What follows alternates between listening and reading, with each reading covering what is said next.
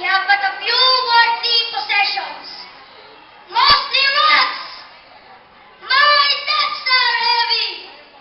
They're the sum total of my ignorance, and the inspired arithmetic of my master, which I do not understand.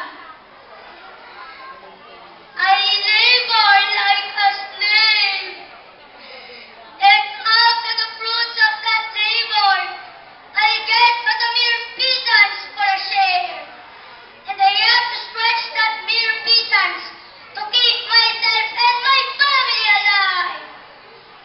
My poverty has reduced to the bare necessities of life, and the constant fear of rejection from the land has made me totally subservient to my master.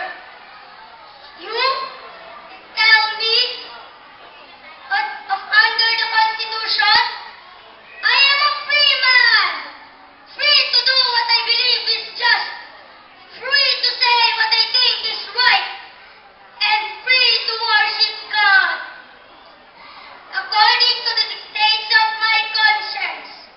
But I do not understand the meaning of all this, for I always regarded myself as no better than a slave.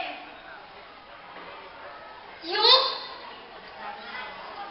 to the man who owns the land on which I live, you tell me of the right to life and liberty in the pursuit of happiness, but I have no rights, only obligations. I have no happiness, only the spare and encumbered existence that has always been my lot. My dear friends, I am a peace-loving citizen.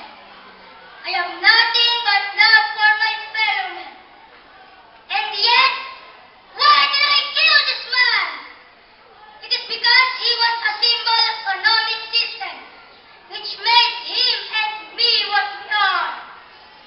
He, a master, and I, a slave.